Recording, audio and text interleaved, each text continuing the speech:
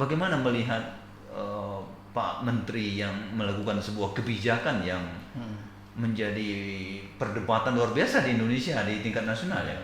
Ini Pak Yasona Ya. Menteri Hukum dan HAM ya. Ini nyeleneh.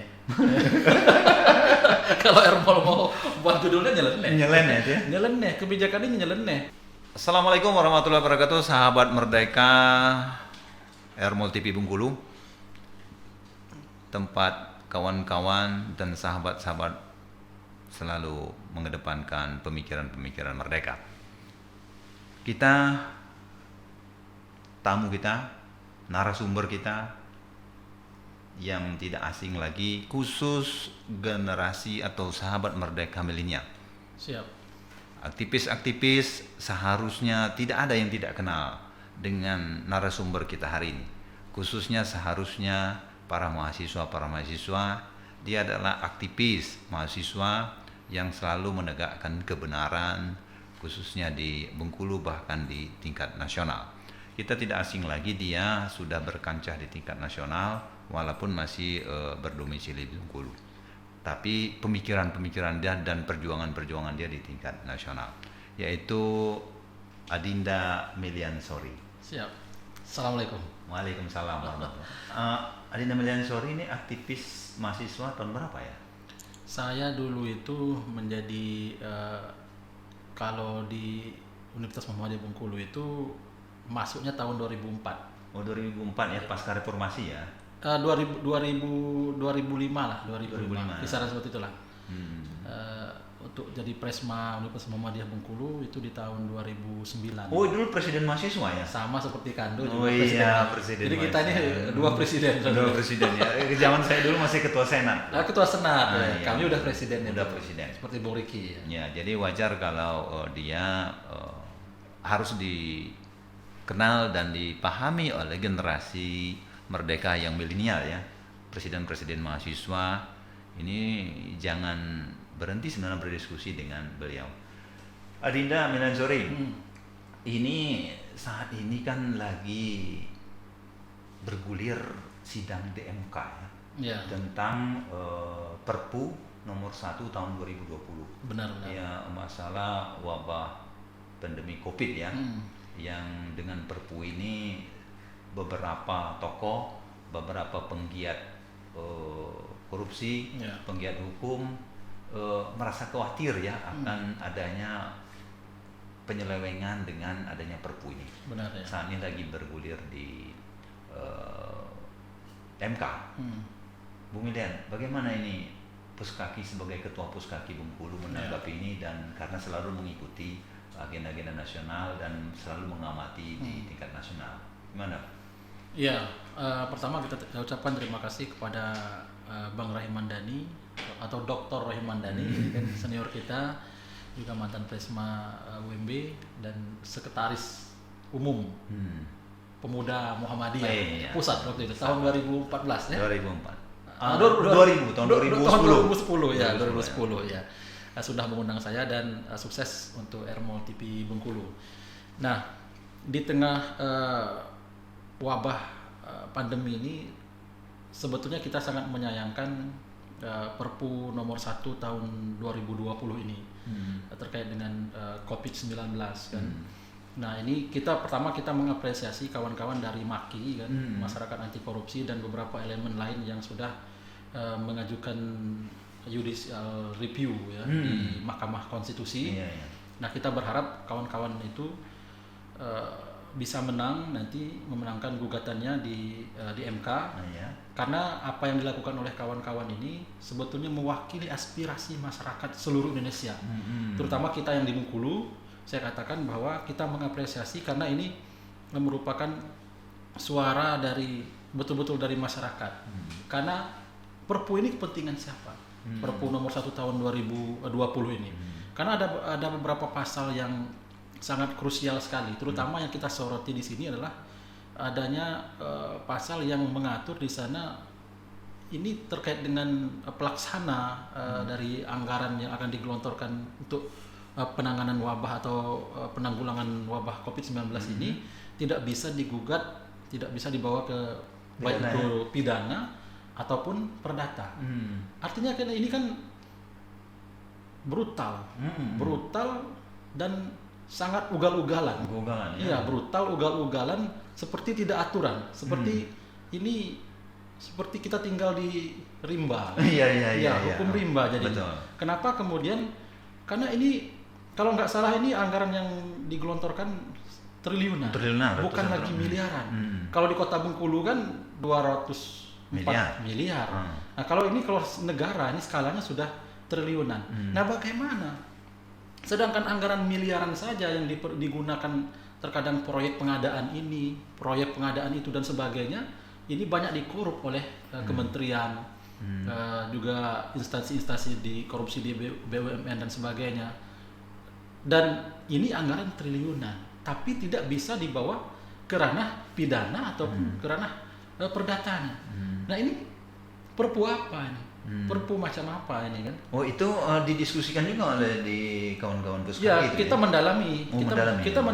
mendalami ini membahayakan. Ini membahayakan sekali. Saya yakin kalau tidak ada pembatasan ini mungkin ikut juga mendaftar di MK mungkin ya. Iya, kalau seandainya kita kemudian harus ada perwakilan dari kalau kemudian MAKI mengajak seluruh perwakilan mengumumkan ada perwakilan dari seluruh provinsi untuk bergabung dengan mereka, kami adalah orang nomor satu yang akan siap bergabung ikut dengan MAKI. Tapi mereka sudah beberapa elemen itu sebetulnya sudah mewakili juga. Betul. Karena gugatan itu kan satu pokok perkara sebetulnya kan. Tapi kalau harus ada perwakilan dari seluruh provinsi, kita pun siap bergabung di sana. Bisa di nomor satu terdepan ya? Iya, kita siap untuk bergabung di sana karena itu mewakili suara nurani dari masyarakat di tengah pandemi ini. Karena bahaya, KPK aja sudah menghimbau, termasuk juga ini kalau orang yang kemudian korupsi bencana ini hukumannya mati. Nah, perpu ini akan menjadi bahaya kalau kemudian diterapkan. Karena kalau tanpa kemudian ini kan nanti amburadul jadinya, tanpa bisa dibawa ke orang-orang yang oknum-oknum yang niatnya sudah jahat mengambil momen di tengah pandemi ini, mereka akan sewenang-wenang dugaan kita untuk menggelontorkan dana ini karena ada payung hukumnya. Karena ada payung hukumnya. Tidak bisa dibawa ke ranah pidananya. Nah, ini kan sangat berbahaya sekali. Nah, harapan kita, itu berarti di Indonesia cuma berapa gelintir orang yang tahu itu ya? Iya, hanya beberapa gelintir orang karena sekarang ini urusan masyarakat ini sudah difokuskan urusan perut. Dan diam di rumah kan? Diam di rumah, disuruh diam di rumah, masyarakat seluruh Indonesia disuruh stay at home, lockdown di rumah masing-masing, sehingga tidak lagi ada pikiran untuk mengurusi apa itu perpu dan sebagainya. Makanya kita apresiasi kawan-kawan MAKI ini kan, kita apresiasi mereka, kita berdoa mereka tetap istiqomah, tidak kemudian mengkhianati masyarakat yang kemudian sudah merasa terwakili dengan mereka menggugat itu. Kita berharap juga nanti MK membuka matanya, membuka hati nuraninya, melihat gugatan ini adalah gugatan yang sangat masuk akal untuk kemudian dikabulkan. Ya, karena sangat mendasar ya. Sangat mendasar sekali. Ya. Ini kan tindakan yang sangat melukai masyarakat. Karena walaupun ini di tengah masa COVID-19 ini, wabah seperti ini, harusnya ada payung hukum yang bisa sedikit membuat pejabat pelaksana itu nanti berhati-hati. Nah, kalau ini kan seperti negara yang tidak punya aturan. Sahabat Merdeka, BUMN Sorry sangat memprihatinkan. Memang betul kondisi saat ini. Betul. Sahabat Merdeka Milenial, masih bersama Bung Milian Sorry tentang Perpu nomor 1 tahun 2020, dan juga nanti kita akan bahas tentang pembebasan napi. Ya, ini Bung Milian, kondisi nasional, dan memang ada tokoh di Bengkulu ini yang harus concern juga membahas tentang kegiatan-kegiatan yang ada di nasional. Jadi skenarionya begini Bung Milian, seandainya nanti kawan-kawan yang berjuang di MK itu kalah misalkan. Otomatis nanti kan itu lewat ke DPR. DPR tinggal mengesahkan atau menolak. Betul. Kalau itu dia menyetujui atau bahkan tidak membahas, itu otomatis akan diberlakukan. Berlaku ya. Gimana kira-kira pandangannya? Ya, ini artinya kan benteng terakhir nanti kan. Kalau kemudian pertama kita berharap kan MK mengabulkan itu. Tapi kalau seandainya MK menolak gugatan dari MAKI dan kawan-kawan itu, Artinya kan harapan kita berada di DPR. Iya. Nah, DPR selaku lembaga legislatif sekarang ini kita tinggalkan pro Prabowo, pro Jokowi Ya, dan sebagainya. betul. Sudah Sekarang selesai itu ya? Sudah selesai. Sekarang presiden kita Jokowi. Walaupun beberapa partai politik di DPR itu adalah pendukung pemerintah, hanya satu yang oposisi kan, Partai Keadilan Sejahtera, Iya. oposisi murni ya. Oposisi murni ya. Mendapatkan Sementara dirinya. Demokrat belum ya? Oposisi murninya saya lihat PKS, kemudian juga partai yang lain seperti Demokrat, termasuk PAN kan masih Lagi melirik-lirik. iya masih belum begitu memberikan sikapnya. Kalau PKS kan sudah mengumumkan. Murni, Kan? jelas. Nah, ini harapan kita meninggalkan itu melihat kepentingan negara yang lebih besar lagi. Betul. Nah, kalau kemudian sampai Perpu ini nanti gugatan ini nanti ditolak oleh MK, nah kita berharap DPR ini kemudian tidak menyetujui, menyetujui ini. Jangan sampai nanti DPR justru melakukan dugaan kong kali kong, melakukan dugaan koalisi jahat kan, pemikirannya secara ini sehingga akan melukai hati nurani masyarakat yang ada di seluruh Indonesia. Nah, dengan adanya, karena undang-undang kan sebetulnya sudah banyak mengatur sekali, Betul. sudah banyak aturan-aturan yang ketat, tinggal dilaksanakan itu saja sebetulnya kan, sehingga nanti ada kontrol dari pejabat yang akan melaksanakan anggaran itu, ada kekhawatiran untuk berbuat curang. Betul. Nah, kalau kemudian tanpa ada sanksi pidana ataupun perdata, ini kan sangat membahayakan sekali. Iya. Nah, DPR kalau memang nanti sampai bergulir ke DPR, kita berharap ini DPR untuk kemudian tidak memberikan persetujuan terhadap ini. Ya karena seluruh aparat penegak hukum tidak berhak ya kalau itu benar-benar diberlakukan kan? Iya betul. Ini aparat penegak hukum terkait khusus anggaran miliaran ini nanti yang terkait dengan penanggulangan wabah COVID-19 ini nanti yang triliunan itu tidak bisa berdaya. Karena ada payung hukumnya. Iya, walaupun KPK sudah mengatakan akan hukum mati gitu kan? Iya. Otomatis akan gugur dengan undang-undang itu ya. Ya, analisa kita seperti itu. Nah, ini kan tinggal DPR-nya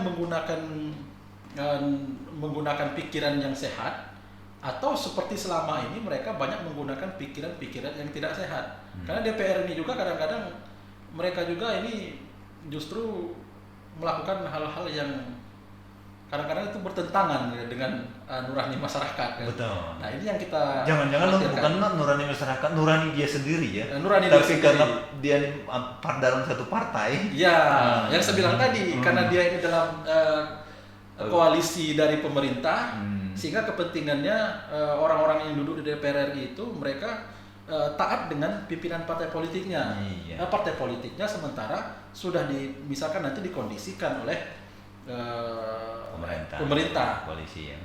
Biasanya tidak banyak yang berani berbeda dengan partai politiknya di DPR. Ya memang jarang sekali ya. Jarang sekali, walaupun ada waktu itu kemarin yang terkait apa itu ada memang yang mereka berbeda dengan partai politiknya, tapi otomatis kan kalau nggak salah di PAW. Iya harus siap-siap itu. Di PAW. Nah, lagi-lagi kita himbau nanti kalau nanti bergulir ke DPR-nya sampai ini DPR ini untuk bulat menolak itu kan. Dan kita juga mempertanyakan siapa sih di belakang ahli-ahli yang melakukan pengkajian Perpu di belakang itu kan.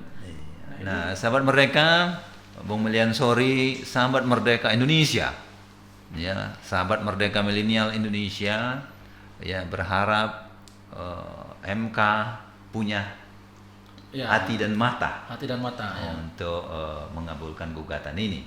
Kemudian seandainya juga MK tidak ini berharap tinggal di benteng terakhir di DPR. Ya. Jadi sebagai tokoh daerah ya. Iya, sebetulnya belum tokohnya. Saya mengatakan ini tokoh karena atas kerja-kerja Anda saya mengakui Anda sebagai tokoh ya. Dan sudah selalu mengkaji kondisi-kondisi nasional. Pesan khusus sebagai tokoh daerah, anak bangsa yang peduli terhadap ini, apa kira-kira Bung Milan sebelum kita bicara tentang NAP? Oh ya pesan kita tentu kita berdoa mudah-mudahan MK ini karena di oknum-oknum hakim di MK ini kan tidak bersih-bersih amat sebetulnya kan, banyak hakim-hakim MK itu yang kemudian ternyata bermasalah secara hukum. Karena Anda mungkin berpikir jurisprudensi yang sudah-sudah Ya sudah. Nah, artinya kan upaya gugatan ini sebetulnya tentu ada potensi-potensi mereka kemudian coba dirayu misalkan atau kemudian ditawarkan diiming-iming tertentu agar menolak gugatan itu. Nah, harapan kita kepada hakim MK itu, ini musibah wabah Covid ini kan sudah menjadi pelajaran bagi kita untuk mengevaluasi diri kita bahwa siapapun bisa kena Covid-19 ini.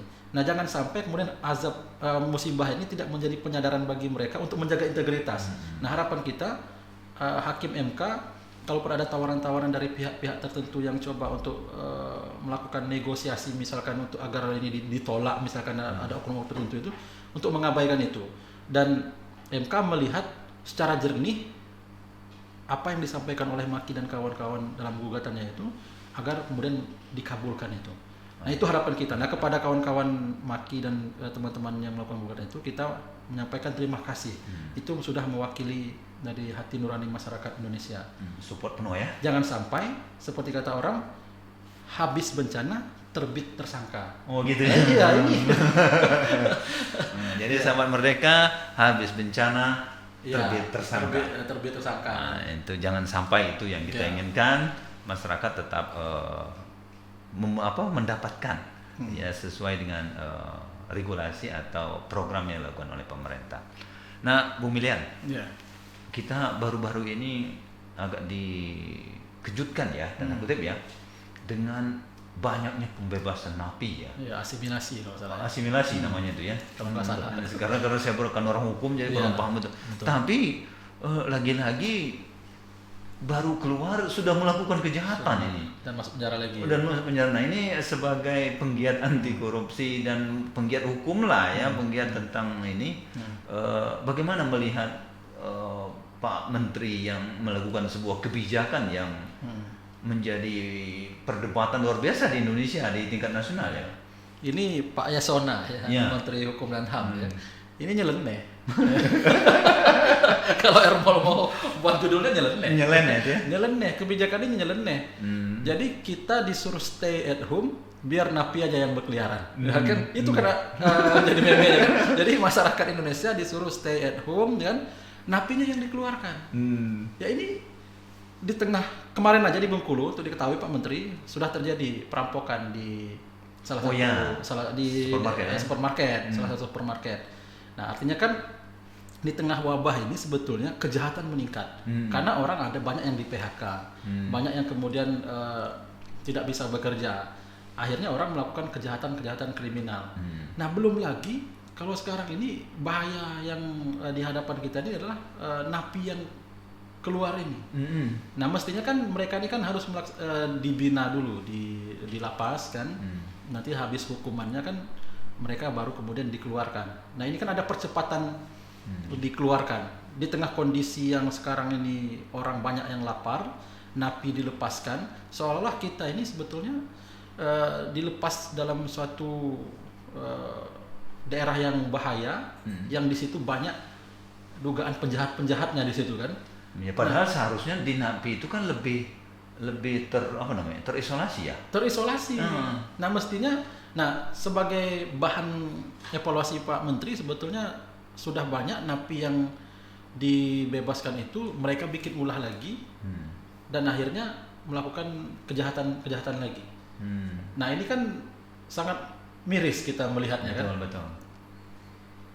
Kita menilai apa langkah yang dilakukan oleh Pak Yasona ini adalah sebuah kekeliruan yang sangat hakiki kalau bahasa orang milenial sekarang kan, ya kekeliruan yang sangat hakiki, yang itu sebetulnya kesalahan terbesar ya bagi Pak Yasona lain dalam catatan sejarah. Di tengah musim pandemi ini dikeluarkan orang yang harusnya belum waktunya. Nah, ini jangan sampai ada dugaan-dugaan tertentu pengeluaran napi ini ada motif-motif lain, misalkan motif dugaannya ada oknum-oknum yang bermain, mereka yang dikeluarkan itu misalkan di oknum tertentu agar mereka membayar. Misalkan, dikhawatirkan itu ya? Kita sangat mengkhawatirkan itu sebetulnya, sehingga kalikan aja misalkan berapa napi yang keluar kan.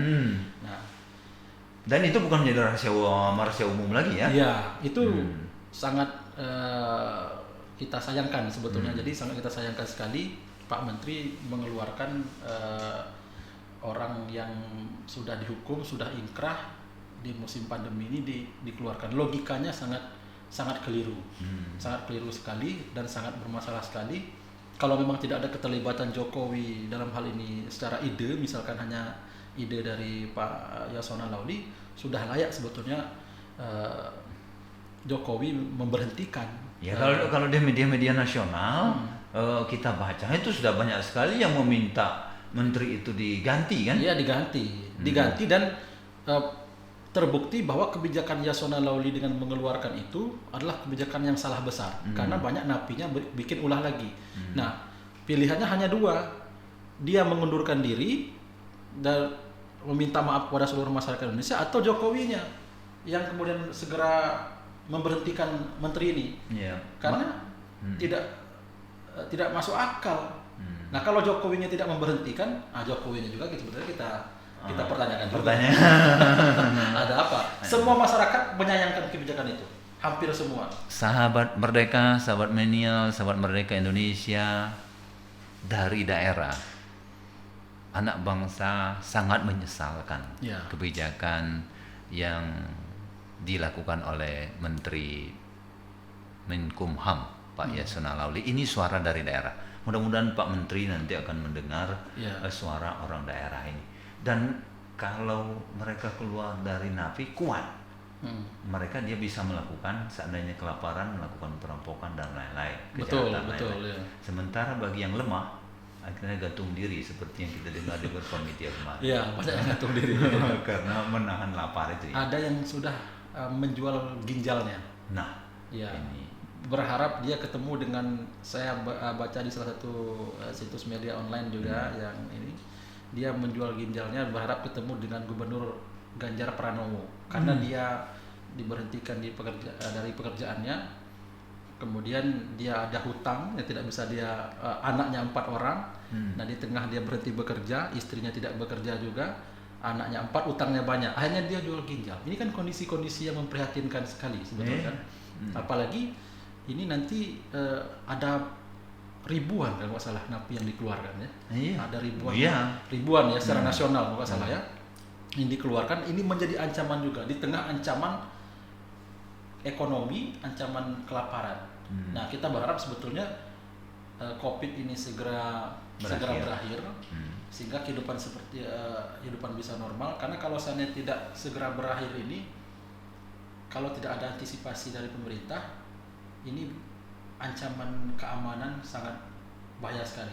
Kalau kemarin misalnya napi itu nggak dikeluarkan, mungkin kita juga agak sedikit ini kan kekhawatiran kita. Tapi ini di samping orang sudah lapar, biasanya dia kalau lapar itu udah ngamuk gitu ya. Yeah. Kalau dia kenyang biasanya agak aman kan. Agak aman. Nah ini lapar, di samping juga banyak juga mantan-mantan napi yang dikeluarkan. Nah kalau ini kemudian sampai misalkan Agustus atau sampai berapa bulan lagi, ini membahayakan sekali sebetulnya kondisi ini. Betul. Sebenarnya sudah banyak juga yang gerakan untuk meminta Yasona diberhentikan itu ya sebenarnya. Nah tinggal Pak Presiden menangkap aspirasi dari masyarakat ini agar kemudian segera melakukan pemberhentian kepada Yasona Lauli ini, karena sangat tidak tepat tindakan yang gegabah yang dilakukan oleh Yasona Lauli ini, layak untuk mendapatkan sanksi dalam artian diberhentikan oleh Presiden. Ini suara daerahnya dari Bengkulu. Suara anak daerah kepada Menteri. Mudah-mudahan Pak Menteri mendengarkan suara orang-orang daerah. Dan bukan ini saja. Hampir kita baca di seluruh media ya. Betul. Apalagi kini zaman keterbukaan kan. Betul, langsung cepat sekali media online ini kan. Langsung apa yang ada itu langsung naik melalui media sosial, Facebook, WA, Twitter dan lain-lain. Bung Milian, Anda aktivis mahasiswa, mantan presiden mahasiswa dulu ya. Ya. Saya ingin bertanya, dengan kondisi mahasiswa kita saat ini, padahal mereka adalah agen of change, agen perubahan, di tangan mereka lah perubahan. Gimana kira-kira pandangan Bung William sebagai aktivis mahasiswa? Iya, pertama kepada adik-adik ini sebetulnya memang mereka ini harapan kan, harapan dari masyarakat. Biasanya masyarakat itu menitipkan harapan mereka ini kepada mahasiswa. Tatkala DPR-nya sudah tidak bisa diharapkan lagi, tatkala pemerintahnya tidak bisa diharapkan lagi, BBM naik misalkan, kemudian kondisi-kondisi bangsa yang sangat carut marut, biasanya masyarakat menitipkan harapan itu agar disuarakan oleh mahasiswa.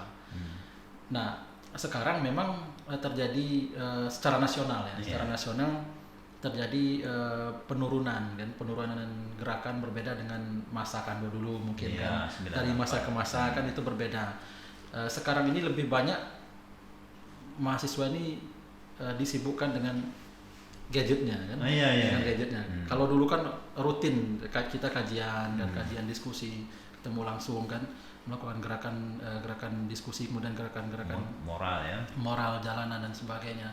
Nah sekarang mereka sudah disibukkan dengan bahkan rapat pun di WA kan, rapat cukup di WA. Jangan sampai juga demonya di WA juga. Kan banyak tuh hashtag kan, hashtag turunkan Jokowi misalkan, hashtag turunkan Pak Menteri misalkan. Jadi demonya cukup di Twitter, demonya di Facebook, demonya di YouTube mungkin kan, dan sebagainya. Grup-grup ya. Di grup-grup. Tapi memang di masa pandemi ini serba salah. Betul. Kalau mau bergerak ada protokol COVID-19 itu instruksi dari Polri juga untuk melarang berkumpul kan. Karena ini bisa mengakibatkan cepat terjadinya penularan kan. Nah, nanti harapan kita kepada kawan-kawan mahasiswa juga di kondisi yang hari ini menggunakan segala cara menyampaikan kritik kepada pemerintah. Kalau memang tidak bisa dengan demo di jalanan karena ada peraturan yang membolehkan itu dalam kondisi yang pandemi ini, walaupun ada undang-undang yang mengatur tentang penyampaian pendapat di depan umum, ya minimal menyuarakan di tadi kan dengan gerakan media seperti melakukan Ermol TV ini. Mahasiswa juga harus menyuarakan itu juga di kondisi saat ini. Dan pada saat nanti sudah normal kembali, COVID-19 sudah tidak ada lagi di Indonesia, kita berharap mahasiswa tetap menjadi agen dari perubahan, tetap menjadi penyalur aspirasi masyarakat. Jangan sampai sebetulnya kejadian-kejadian selama ini mahasiswa demo sampai bentrok dengan aparat kepolisian, diundang makan oleh Jokowi waktu kan, selesai semua. Nah ini yang kita sayangkan. Makanya begini ya Bung Milian, kita ada forum Kades ya, yang membuat pernyataan direkam sendiri bahwasanya data amburadul mau pakai yang mana gitu kan. Ini malah orang tua ya, bahkan ada ibu-ibu yang menyuarakan. Sementara kemana mahasiswa sebagai agen of change itu ya? Ya itu yang kita sayangkan. Justru yang muncul itu kan mulai dari Kades, mulai dari ibu-ibu, termasuk waktu itu gerakan emak-emak itu sangat, kalau nggak salah dia makan BEM juga waktu itu. Barisan emak-emak. Itu kan menjadi catatan sendiri bagi mahasiswa. Di tengah kondisi bangsa yang tidak bagus, nah mahasiswa sebetulnya dipertanyakan masyarakat kemana mereka. Dan sekarang ini gerakan-gerakan mahasiswa yang dilakukan oleh mahasiswa itu hanya sporadis biasanya, tidak fokus ke satu isu yang itu bisa menjadi fokus sehingga nilai daya juangnya tinggi. Sebagaimana evaluasi saya mungkin di gerakan secara nasional, pas Perpu KPK yang diinikan Jokowi kan, itu mereka mengangkat isu itu kan, RUU KPK waktu itu banyak sekali kan, RUU KPK, RUU PKS, RUU kemudian tenaga kerja, kemudian juga yang lainnya. Satu demo mereka kan. Nah, jadi sehingga ada 10 atau berapa isu itu disatukan sehingga sulit untuk kemudian dipenuhi karena tidak ada satu isu fokus. Nah, harapan kita sebetulnya kepada mahasiswa kalau mau melakukan aksi-aksi itu harus ada goal, ada satu isu fokus yang itu bisa kemudian goalnya lebih jelas. Sahabat Merdeka, khusus sahabat Merdeka milenial di Indonesia, ini suara hati seorang aktivis ya. Dulunya semasa mahasiswa yang selalu melakukan gerakan moral. Nah, ya, mudah-mudahan wabah COVID tetap cepat berlalu. Amin. Dan mahasiswa masih dalam kerangka moral ya untuk melakukan keinginan, harapan dari masyarakat di bawah. Pemilihan terakhir nih sebelum kita akhiri nih, ini kan juga lagi rame nih tentang berapa ratus ya TK tenaga kerja asing yang dikirim kemana itu di Indonesia Timur tuh ya. Tenaga kerja asing yang dari Cina itu. Yang katanya tenaga kerja di Indonesia tidak bersedia. Ya? Iya, gimana kira-kira nih sebagai aktivis nih? Ya, sangat kita sayangkan sebetulnya. Di posisi wabah ini ya, pandemi ini ya. Jadi ada tenaga kerja asing yang masuk ya. Nah, itu sangat kita sayangkan sebetulnya. Kita disuruh berdiam diri di rumah, mudik juga dilarang kan. Walaupun ada kelucuan juga antara mudik dan pulang kampung. Jadi Pak Jokowi ini kan sebetulnya melawak mungkin kan, melawak hiburan, menjadi hiburan masyarakat kan. Suasana ini kan buat bikin-bikin hiburan ya. Dia melawak antara mudik dan pulang kampung. Dilarang kita untuk pulang kampung, dan memang ada anomali lah, ada keanehan-keanehan di bangsa kita ini di tengah pandemi ini kan, mulai dari kita dilarang mudiknya, kemudian bandara itu ditutup, tidak melayani penerbangan kecuali yang logistik. Tapi penerbangan internasional tetap jalan. Betul. Nah, ini kan menjadi ini. Kemudian juga kita disuruh untuk tidak kemana-mana, tapi kemudian tadi tenaga kerja asing yang berpotensi sekali, apalagi dari luar negeri itu kan sangat berpotensi sekali menularkan virus yang dibawa dari negaranya misalkan. Itu bahkan DPR akan memimpin demo kalau benar-benar itu diturunkan itu. Itu ya, harusnya gitu. Jangan sampai DPR juga kalau udah wacana mau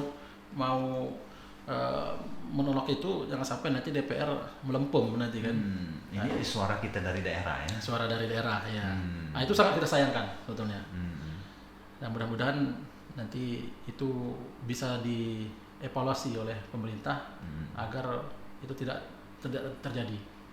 Oke, sahabat Merdeka Milenial di Indonesia, mungkin pesan-pesan khusus dari 3 bahasan kita tadi ya. Siap. Yang pertama Perpu, yang kedua tentang narapidana bebas, ya. Kemudian tenaga kerja asing. Nah, ini karena Adinda ini sering sekali menyoroti tentang kondisi nasional walaupun tinggal di daerah. Ya, karena mau tinggal di nasional nanti lupa di daerah ini kan. Ya, mungkin pesan-pesan khusus. Ya, pesan kita dari 3 pembahasan yang kita sampaikan tadi. Pertama tentang Perpu nomor 1 tahun 2020 yang sekarang ini lagi digugat. Kembali kita ingatkan kepada hakim untuk untuk tetap menjaga integritasnya, mempertimbangkan keputusan itu sesuai dengan hati nuraninya, melihat kepentingan bangsa yang lebih penting lagi, agar